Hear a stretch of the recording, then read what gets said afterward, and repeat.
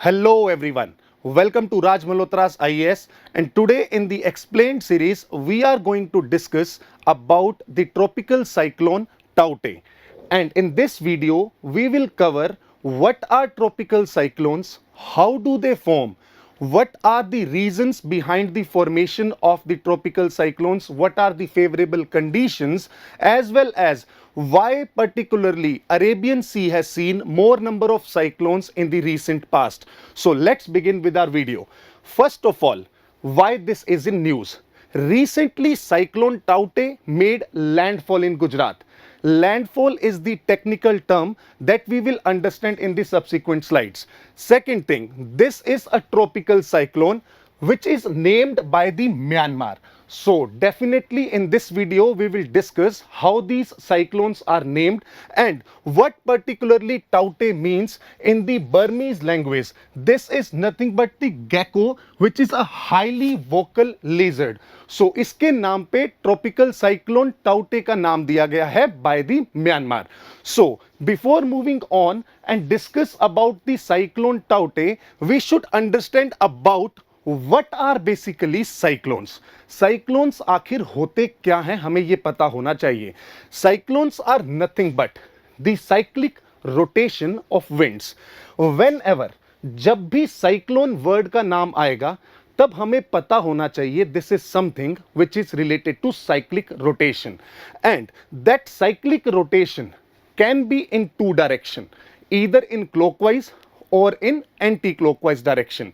Second thing, every cyclone has a center. जैसे mathematics में किसी एक सर्कल का सेंटर होता है, सिमिलरली साइक्लोन का भी एक सेंटर होता है, and that centre is known as the low pressure centre. So इसके अकॉर्डिंग अगर हम देखें, ऐसी विंड्स जो कि साइक्लिकल रोटेट कर रही हैं और जिसका लो प्रेशर सेंटर है, and that rotation is either in clockwise direction or in anti-clockwise direction, is named as cyclone. So अब cyclones के types कितने होते हैं? There are particularly two types of cyclone. One is tropical cyclone and second is extratropical cyclone or temperate cyclones. Particularly extra tropical cyclones का नाम ही हमें पता बताता है कि ये 30 डिग्री लैटिट्यूड के ऊपर होंगे, और ट्रॉपिकल साइक्लोन्स जो हैं they are confined majorly to the tropical region. So let's discuss about the tropical cyclone, because cyclone Taute is a tropical cyclone. So we need to understand what are tropical cyclones. First of all हम इसकी definition देखेंगे, then हम इसे समझते हैं. A tropical cyclone is an intense circular storm. एक intense circular storm है that originates over warm tropical oceans and is characterized by low atmospheric pressure, high winds and heavy rain. So whenever tropical cyclone will come into your mind, ये बात ध्यान में आ जानी चाहिए कि cyclone, tropical cyclone का मतलब है बहुत तेज हवाएं चल रही हैं जो कि एक लो प्रेशर सेंटर के अराउंड होंगी, और उनके साथ क्यूमुलोनिम्बस क्लाउड्स का फॉर्मेशन होगा जो कि रेनफॉल के लिए रिस्पॉन्सिबल होगा. ये ट्रॉपिकल साइक्लोन का एक मतलब है. But in the later slide we will discuss how do these tropical cyclones form. So tropical cyclones are one of the most devastating natural calamities in the world, and this is a disastrous event according to the National Disaster Management Authority, right? So now we will discuss how do these tropical cyclones form. Before formation of these cyclones, we shall understand what are the favorable conditions for the formation of a tropical cyclone. जब तक हम उन conditions को नहीं समझेंगे हमें ये नहीं पता लगेगा कि ये कैसे फॉर्म हो रहे हैं. सो जो पहली कंडीशन है दैट सेज ट्रॉपिकल साइक्लोन्स जो हैं इनके लिए लार्ज सी सरफेस टेम्परेचर चाहिए. लार्ज सी सरफेस टेम्परेचर का मतलब है एक ओशनिक सरफेस जिस पे टेम्परेचर 27 डिग्री सेल्सियस से ज्यादा हो. 27 डिग्री सेल्सियस से ज्यादा जब तक टेम्परेचर नहीं होगा तब तक ये ट्रॉपिकल साइक्लोन्स का फॉर्मेशन नहीं होगा. So first condition is the large sea surface temperature, जो कि अगर कंडीशन मिल गई तो ट्रॉपिकल साइक्लोन के फॉर्मेशन के चांसेस बढ़ जाएंगे. Second, presence of the Coriolis force. Why there is the presence of Coriolis force. जब तक कोरियोलिस फोर्स नहीं होगा तब तक विंड्स रोटेशन स्टार्ट नहीं करेंगी। इस चीज को समझने के लिए हमने पहली स्लाइड में बोला था कि साइक्लोन जो है वो साइक्लिक रोटेशन के साथ एसोसिएटेड है, and that cyclic rotation is in either in clockwise direction और इन एंटी क्लॉकवाइज डायरेक्शन। तो पहले हमें यह समझना जरूरी है कि कोरियोलिस फोर्स के कारण ये रोटेशन किस डायरेक्शन में होगा, ये क्लॉकवाइज होगा या एंटी क्लॉकवाइज होगा। So let's see, first of all अगर हम देखें, this is a low pressure centre. If this is a low pressure centre, low pressure centre का मतलब है this centre will attract winds from the surrounding region. So चारों तरफ से winds इसकी ओर आने की कोशिश करेंगी, राइट। एंड हम सबको पता है एक बात का, वो ये है कि Coriolis force deflect the winds towards right in the northern hemisphere and towards left in the southern hemisphere. This is the aspect of Coriolis force. So अगर मैं इस region को northern hemisphere में consider करूं, then what will happen? So if this is a low pressure center, low pressure center के हिसाब से जो winds हैं वो कन्वर्ज कर रही हैं, और इनका जो कन्वर्जेंस है वो according to Coriolis force depend करेगा। सो देखते हैं कोरियोलिस फोर्स नॉर्दर्न हेमिस्फेयर में किस डायरेक्शन में मूव करता है, राइट हैंड डायरेक्शन में। So let's say this is the right hand direction of this, and इसका राइट हैंड डायरेक्शन जो है वो होगा यहां पे, एंड इसका सो विंड्स जो हैं वो डायरेक्टली कन्वर्ज नहीं हो रही हैं, उनको जो पहुंचना है वो जाना है लो प्रेशर सेंटर पे, और लो प्रेशर सेंटर पे ये विंड्स अट्रैक्ट तो हो रही हैं, but because of the Coriolis force ये डिफ्लेक्ट हो जा रही हैं टुवर्ड्स लेफ्ट। इस कारण से जो ये विंड का रोटेशन होगा वो this will be like this, because in सबका जो डेस्टिनेशन है, this destination is low pressure centre, और ये इसके अकॉर्डिंग कहां जाएंगी, इस डायरेक्शन में मूव करेंगी। So in the northern hemisphere we can clearly see if a low pressure centre is maintained, then definitely in northern hemisphere the winds will be converging in the anti-clockwise direction. So अब इसे हमें याद रखने की जरूरत नहीं है, हम कभी भी इस लो प्रेशर सेंटर को लेके ऐसे एक पिक्चर बना सकते हैं जिससे हमें आइडिया लग जाएगा कि कैसे एंटी क्लॉकवाइज होगा या क्लॉकवाइज होगा। सिमिलरली हाई प्रेशर सेंटर के लिए भी ये किया जा सकता है, and similarly in southern hemisphere इसको किया जा सकता है। So we can accordingly get the direction with this low pressure as well as high pressure centers in northern as well as in southern hemisphere. So this is the first aspect. And अगर ये Coriolis force ना हो, अगर ये Coriolis force ना हो तो definitely हमें ये पता है कि ये विंड्स अब रोटेट नहीं करेंगी। So if tropical cyclone is a cyclone which is associated with the cyclic rotation, then definitely वहां पे कोरियोलिस फोर्स का होना बहुत जरूरी है।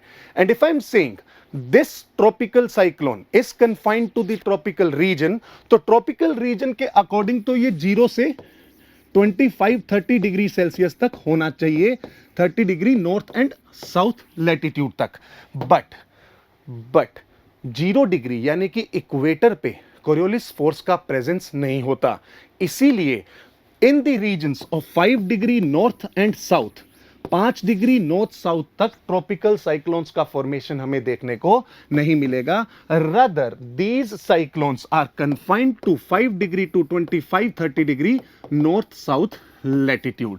सो ये बात भी हमें याद रखनी है, because for the formation of a tropical cyclone जो फेवरेबल कंडीशन है वो कहती है कि 5 जो कोरियोलिस फोर्स है वो होना चाहिए, और 5 डिग्री लैटिट्यूड जो है यहां पे तो कोरियोलिस फोर्स का प्रेजेंस हो जाएगा, बट एट इक्वेटर और 0 से 5 डिग्री के रीजन में Coriolis force is almost absent, and because of that cyclic rotation will not take place and this will not be termed as tropical cyclone, right. So अब हम वापस favourable conditions पे पहुंचते हैं और यहां पे देखते हैं कि थर्ड कंडीशन क्या है।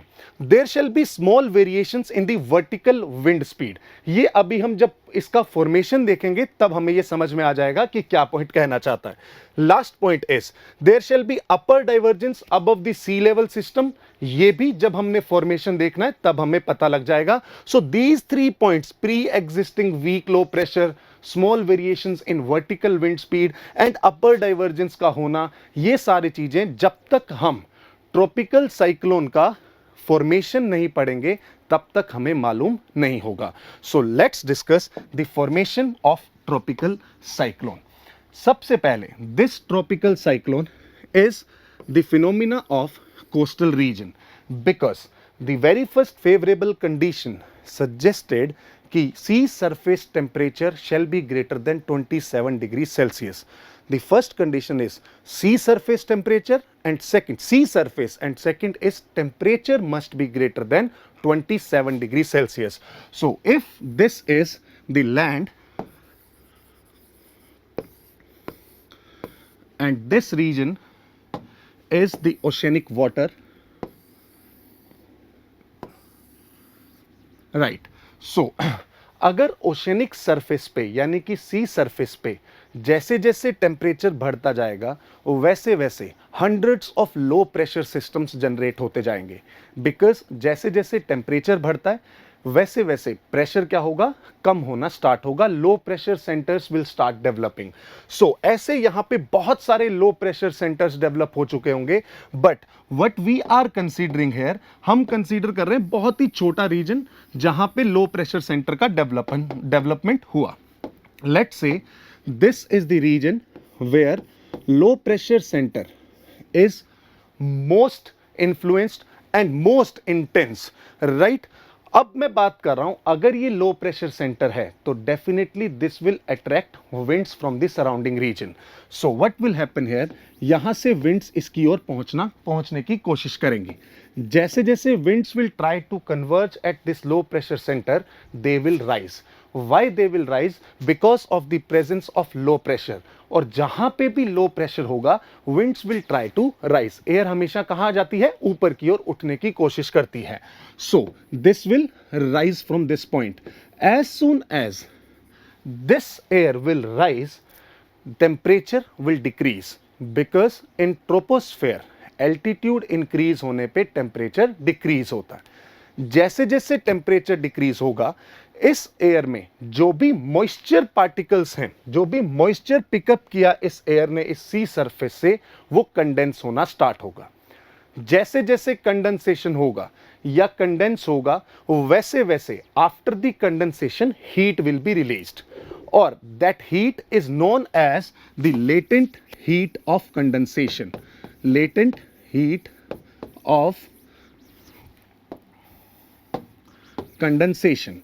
एंड अगर ये latent heat of condensation release हुई, this heat will be given to the surrounding region. जैसे ही ये हीट सराउंडिंग रीजन में प्रोवाइड की गई वैसे ही this low pressure will intensify more. और जैसे जैसे ये लो प्रेशर ज्यादा इंटेंसिफाई होगा winds from the far regions will be attracting towards this region. So अगर हम इसको ध्यान से समझें तो हमें ये पता लगेगा कि ये एक सेल्फ फीडिंग मैकेनिज्म है। सेल्फ फीडिंग मैकेनिज्म का मतलब ये है, पहले एक छोटा लो प्रेशर डेवलप हुआ, उस लो प्रेशर पे विंड्स आना स्टार्ट हुई। जैसे जैसे विंड्स पहुंचेंगी और वो राइज करना स्टार्ट करेंगी, राइज करने पे they will release the latent heat of condensation.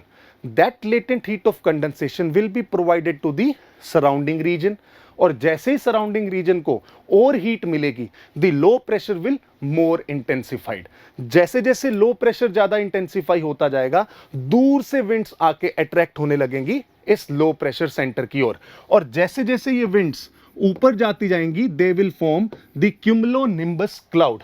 Because cumulonimbus clouds का फॉर्मेशन तब होगा यहां पे मॉइस्चर की अवेलेबिलिटी बहुत ज्यादा है और लो प्रेशर सेंटर बहुत ही इंटेंसिफाइड है। इस कारण से जिन क्लाउड्स का फॉर्मेशन होगा, those clouds are nothing but the cumulonimbus clouds. और ये जो क्यूमुलोनिम्बस क्लाउड का फॉर्मेशन हुआ, this will be responsible for the rainfall in this region. कैसे ये पूरा का पूरा सिस्टम डेवलप हुआ, इसको ध्यान से समझें। तो सबसे पहले जैसे ही यहां से एयर का राइजिंग स्टार्ट हुआ, एयर जैसे जैसे ऊपर उठती जाएगी, कंडेंस होती जाएगी, कंडेंस होने के बाद ऊपर पहुंचने के बाद यहां पे ट्रोपोपॉज तक पहुंचने के बाद this air will be thrown in the different directions, because हमें पता है अगर सरफेस पे लो प्रेशर सेंटर का डेवलपमेंट हुआ है तो जो अपर ट्रोपोस्फेयर है वहां पे हाई प्रेशर होगा और डाइवर्जेंस ज्यादा होगा। डाइवर्जेंस का मतलब यहां से air will be thrown to the various regions. So इस कारण से जिन भी क्लाउड्स का फॉर्मेशन हुआ, these clouds are known as cumulonimbus clouds, and these cumulonimbus clouds are associated with thunderstorms as well as जब भी tropical cyclones का formation होगा, इन्हीं clouds का formation होना है। Right. Second thing that we need to remember, जहां पे ये cumulonimbus clouds का formation हुआ, वहां पे रेनफॉल होना स्टार्ट होगी। Definitely you will see here the rainfall, no doubt about that. But the second thing that we need to remember here is, जैसे जैसे ये low pressure centre, this low pressure center is getting intensified, वैसे वैसे दूर से winds आने लगेंगी, और जितना दूर से विंड्स बहुत तेज स्पीड से इस लो प्रेशर सेंटर की ओर कन्वर्ज करेंगी जब, तो एनडीएम में उसी विंड्स की वेलोसिटी से अपनी आगे की डिजास्टर मैनेजमेंट को ट्रैक करता है। बिकॉज अगर ये विंड स्पीड 60 किलोमीटर प्रति घंटा यानी कि 60 किलोमीटर पर आवर की स्पीड से इंक्रीज कर गई, उसके बाद NDMA will start tracking these winds, because this can also lead to the formation of tropical cyclones. Second thing. Third thing ये है, जैसे जैसे अगर हम इस पूरे डायग्राम को देखें, this region sorry will be the region जहां पे सबसे ज्यादा डिस्ट्रक्शन होगा, बिकॉज सारी की सारी एयर आके साइक्लिक मैनर में इसी रीजन के अराउंड क्या कर रही हैं, रोटेट कर रही हैं। बेसिकली हो ये रहा है, दोनों साइड से विंड्स आई, आके जैसे इस साइड से विंड आई, आके घूमी और ऊपर की ओर राइज करने लगी। So this is what the tropical cyclone is. So this will be the region which will be associated with the large amount of destruction, and this region is known as the eye wall region. This region is known as the wall region, and the low pressure center region, in spite of having low pressure, will see calm conditions, and that too without clouds and clear sky. Calm conditions will be maintained here in this low pressure region in spite of the low pressure center. This is the beauty of tropical cyclone, because this low pressure center, ये वो लो pressure centre है जो कि क्या कर रहा है, दूसरी विंड्स को घुमा रहा है, बट खुद जहां पे है वहां पे किसी भी तरीके की कोई भी इनस्टेबिलिटी नहीं है, रादर स्टेबिलिटी कंडीशंस देखने को मिलती हैं। वो ऐसा क्यों है? बिकॉज जो भी एयर अपर ट्रोपोस्फेयर में डाइवर्ज कर दी गई, वो सारी की सारी एयर डिफरेंट डायरेक्शंस में डाइवर्ज होंगी, और certain amount of air will subside here. जब यहां से विंड्स नीचे की ओर आने लगेंगी, इसका मतलब है क्लाउड का फॉर्मेशन नहीं होगा और कंडीशंस क्या होंगी, काम कंडीशंस होंगी। ये है पूरा का पूरा ट्रॉपिकल साइक्लोन का एस्पेक्ट कि ये कैसे फॉर्म होते हैं। बट विंड स्पीड या अगर हम बात करें रेनफॉल की, ये दोनों ट्रॉपिकल साइक्लोन के लिए इतना डिजास्टरस नहीं है जितना एक थर्ड इवेंट है जो हम समझते हैं। जैसे अगर हम बात करें, this is the low pressure centre, and eight this low pressure centre अगर सरफेस पे लो प्रेशर बन गया तो डेफिनेटली वाटर इसको पुश करने की कोशिश करेगा और यहां पे पानी का लेवल राइज हो जाएगा, जिसके कारण there will be the formation of strong sea waves. और जैसे जैसे ये वेव्स आगे की ओर चलेंगी, वैसे वैसे ये कोस्टल रीजन में फ्लडिंग के लिए रिस्पॉन्सिबल होंगी, एंड दिस फिनोमिना और this thing is known as storm surges. Storm surges क्या हैं? बेसिकली ये जो वेव्स आई हैं, इन वेव्स के कारण जो कोस्टल एरियाज हैं वहाँ पे जो हाइट है सी के लेवल की वो बहुत ही इंक्रीज हो जाएगी। एंड इनफैक्ट ओडिशा में 1999 में जब सुपर साइक्लोन आया तो इन स्टॉर्म सर्जेस की हाइट 35 फीट तक भी पहुंची।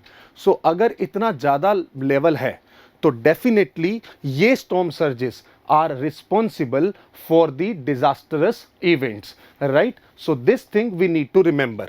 Next thing, अगर हम अब देखें इन सब चीज़ों को, जैसे कि upper divergence above the sea level system, मैंने बोला कि जब भी लो प्रेशर सेंटर से एयर राइज होगी, एयर के राइजिंग के बाद ऊपर जब एयर का डाइवर्जेंस होना है, दैट मस्ट बी देयर, क्योंकि जब वो डाइवर्जेंस होगा तभी वो पूरी की पूरी सिचुएशन लीड करेगी क्यूमुलोनिम्बस क्लाउड के फॉर्मेशन में।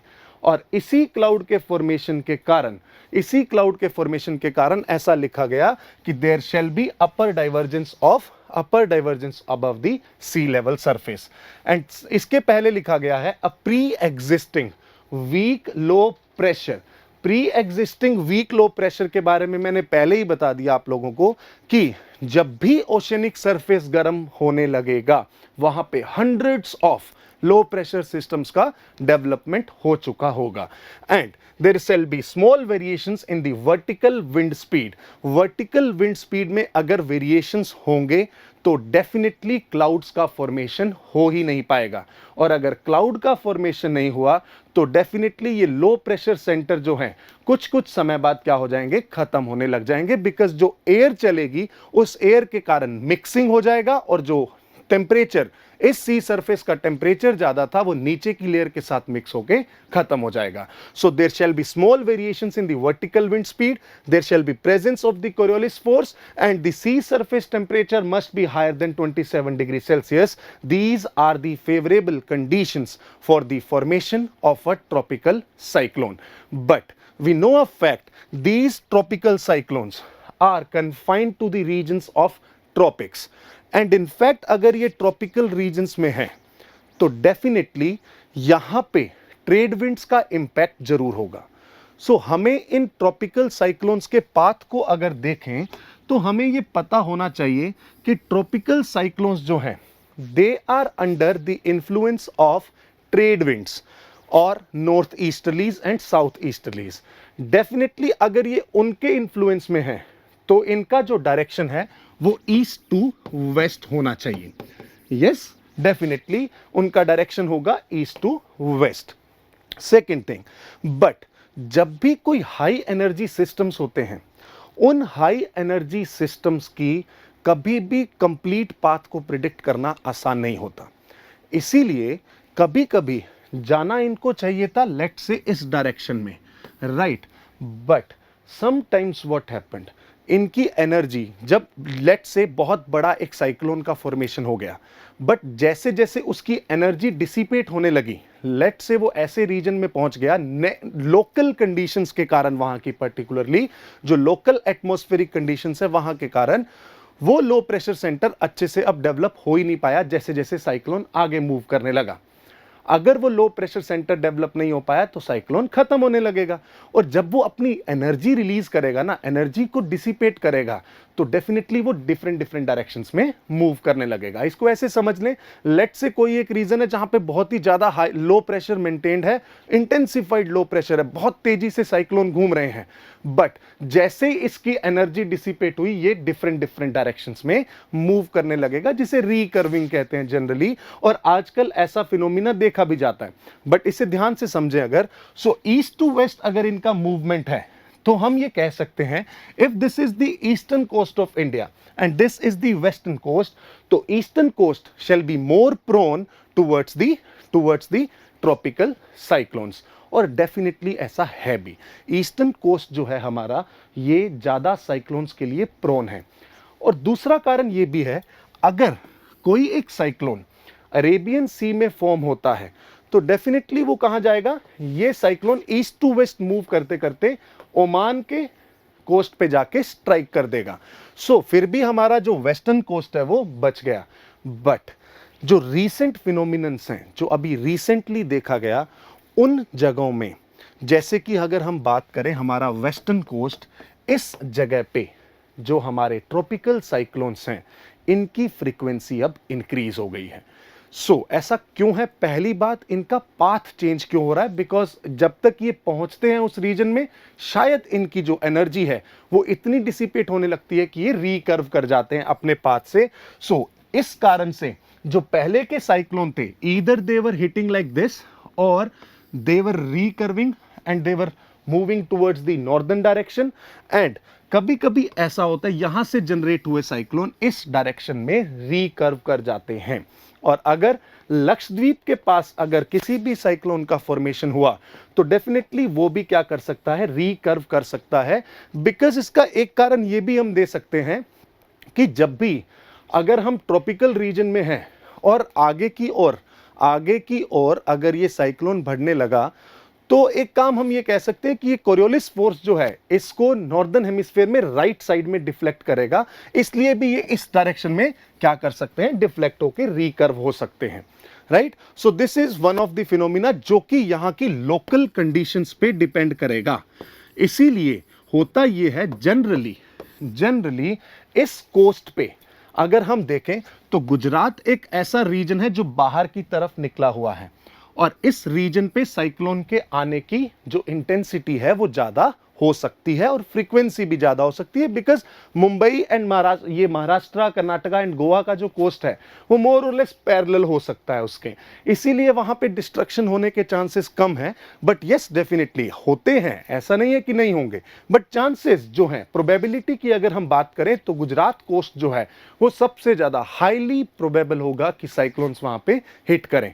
अब जब साइक्लोन हिट करता है तब इसका एक टेक्निकल टर्म है, जैसे हमने यहां पे बात की प्रीवियस स्लाइड में कि ये जो लो प्रेशर सेंटर है, this low pressure centre is known as, this region is known as the eye region, and this eye region has low pressure centre. और अगर ये आई रीजन काम कंडीशंस के साथ एसोसिएटेड है तो मैं ये कहता हूं कि ये अगर पूरा का पूरा tropical cyclone system east to west इस डायरेक्शन में मूव कर रहा है टुवर्ड्स लैंड, अगर ये आगे की ओर मूव करा तो सबसे पहले जो ये वॉल रीजन है, this wall region will hit the land, right. और जैसे ये वॉल रीजन हिट करेगा वहां पे डिस्ट्रक्शंस होंगे, हवाएं बहुत तेज चलेंगी, क्यूमुलोनिम्बस क्लाउड्स हैं, थंडरस्टॉर्म्स होंगे, बहुत तेज बारिश होगी जैसे ही, और स्टॉर्म सर्जेस तो उसके साथ हैं ही। जैसे ही ये पूरा का पूरा आई वॉल आगे की ओर बढ़ा तो नंबर आएगा किसका? आई रीजन का, and this eye region is having a calm condition. And जैसे जैसे ये ट्रॉपिकल साइक्लोन आगे की ओर बढ़ता जा रहा है, इसका मॉइस्चर से कांटेक्ट खत्म होता जा रहा है, बिकॉज मॉइस्चर इन्हें मिल रहा था कहां से? सी सरफेस से। जैसे जैसे ये लैंड पे पहुंचते जाएंगे वैसे वैसे इनका ये पूरा का पूरा सिस्टम डिसिपेट होने लगेगा, and when this low pressure centre और this eye region will hit the land mass or will hit the coast, then this technical term is known as landfall. So landfall क्या है? This is quite in news these days. So landfall का मतलब है when this low pressure center will hit the coastal region. So this will be known as landfall. Next अगर हम बात करें कि अब जो ये साइक्लोन्स हैं, हमने देखा कि ये साइक्लोन्स अरेबियन सी और बे ऑफ बंगाल दोनों जगह पे आ सकते हैं, एंड बे ऑफ बंगाल में जनरली जो ये साइक्लोन्स की जो फ्रीक्वेंसी है वो ज़्यादा होती है अगर हम कंपेयर करें अरेबियन सी से। उसके बहुत सारे कारण हैं। पहले हम ये देखते हैं कि जो ये जनरलाइज्ड फिनोमिना है कि बे ऑफ बंगाल में ज़्यादा साइक्लोन्स का डेवलपमेंट क्यों होता है if we compare it with the Arabian sea. तो अगर डेटा के अकॉर्डिंग चले तो अगर एक साल में इंडिया के आसपास 5 साइक्लोन्स का फॉर्मेशन होता है तो उसमें से 4 होते हैं बे ऑफ बंगाल में और 1 होता है अरेबियन सी में। बट रिसेंटली पिछले 3-4 साल से देखा जाए, 2018, 19 और 20 और 21, इन 4 सालों में अरेबियन सी में बहुत सारे ट्रॉपिकल साइक्लोन्स का फॉर्मेशन हुआ, और वो भी कब? प्री मॉनसूनल टाइम्स में। अभी मैं बताऊंगा, जब ये फेवरेबल कंडीशंस हम दोबारा डिस्कस करेंगे तब मैं ये बताऊंगा कि जो ये ट्रॉपिकल साइक्लोन्स हैं ये किस समय पे, किस दौरान और किस सीजन में इंडिया में स्ट्राइक कर सकते हैं। सो पहला कारण अगर हम ये देखें कि ये बे ऑफ बंगाल में इनकी इंटेंसिटी ज़्यादा क्यों है और फ्रीक्वेंसी ज़्यादा क्यों है, तो उसका पहला कारण है बे ऑफ बंगाल के जो रीजन है, इस रीजन में इंडिया के ईस्टर्न पार्ट में there is definitely have so many rivers, the presence of so many rivers, and ये rivers क्या है, fresh water का source बनती हैं। और ये सारी की सारी रिवर जब अपना फ्रेश वाटर ला के ओशियन में ड्रेन करती हैं तो इनका जो ऊपर का सरफेस है that is more susceptible to get warmed by the insolation, because जो ओशियन है, ओशियन में तो नीचे से कुछ डाउनवेलिंग होके करंट चलते रहते हैं जो उनको ठंडा कर सकते हैं, बट अगर जो ऊपर वाला सरफेस होगा उस सरफेस पे जो टेम्परेचर है वो बहुत ही जल्दी इंक्रीज हो सकता है। That's what the major reason is. And second, अगर हम बात करें अरेबियन सी की, तो अरेबियन सी में इंडिया की बहुत छोटी और बहुत कम रिवर्स ड्रेन होती हैं, इसीलिए वहां पे पानी जो रिवर वाटर है वो कंपैरेटिवली कम है। So the river water that empties into the Bay of Bengal warms up at the surface and rises as moisture. And if this water will get warm up, then we can say definitely कि ये पूरा का पूरा जो low pressure system generate होगा, it can lead to the formation of a tropical cyclone. This makes it difficult to warm layers of water to mix properly with the cooler surface. जो नीचे का कूलर सरफेस है उससे अभी इसकी mixing नहीं हुई है, तो एक कारण तो ये हुआ। The second reason is the shape of the land around the Bay of Bengal. जो यहाँ के इस रीजन की शेप है, इस शेप के कारण जो यहाँ की विंड्स हैं वो बहुत ही स्लगिश मैनर में चलती हैं। अगर विंड्स जनरली स्लगिश मैनर में चलेंगी तो ये मिक्सिंग नहीं कर पाएंगी पानी की, और अगर मिक्सिंग नहीं होगी तो एक सी सरफेस टेम्परेचर मेंटेन नहीं रह पाएगा, रादर बहुत इंक्रीज हो जाएगा। क्यों? अगर मिक्सिंग हो जाती तो अगर सरफेस गर्म होता जा रहा है और मिक्सिंग प्रेजेंट है तो इस गर्म सरफेस को वापस ठंडा कर दिया जाएगा, बट अगर यहाँ पे विंड्स बहुत ही स्लगिश मैनर में फ्लो कर रही हैं तो यहाँ पे mixing of water will not take place, rather जो वार्म अप है पानी का वो बहुत ज़्यादा हो जाएगा। Next thing, the northern or central and western parts of the Arabian Sea have a much cooler temperature. It is generally said जो अरेबियन सी है, अरेबियन सी का टेम्परेचर बे ऑफ बंगाल के टेम्परेचर से कम है, और अगर अरेबियन सी का temperature कम हुआ तो हम ये कह सकते हैं कि अरेबियन सी में जो सी सरफेस टेम्परेचर है वो 27 डिग्री सेल्सियस तक पहुंचे, उसकी प्रोबेबिलिटी कम होगी।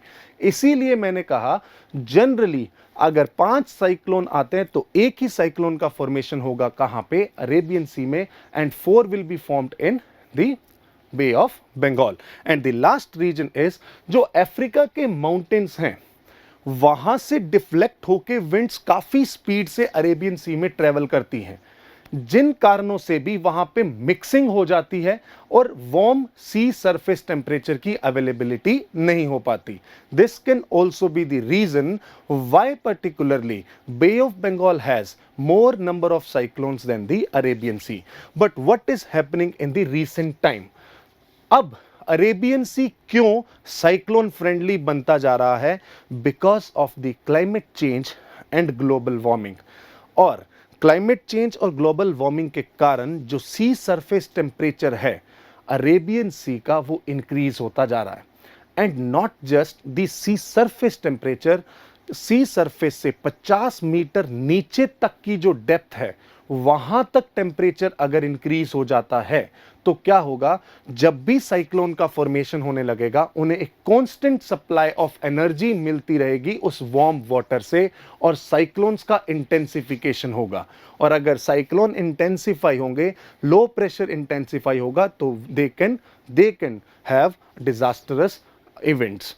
एंड इनफैक्ट अगर हम बात करें अब अरेबियन सी की, annually 5 cyclones on average form in the Bay of Bengal and the Arabian Sea combine इनमें 5 बनते हैं, और of these 4 develop in the Bay of Bengal region which is warmer than the Arabian सी।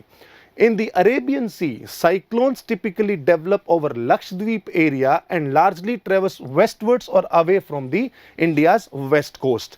ये मैंने दोनों चीजें आपको बता दी कि अगर लक्षद्वीप के पास कोई भी ट्रॉपिकल साइक्लोन का फॉर्मेशन होगा, either that cyclone will go towards the Oman coast or towards the India's western coast.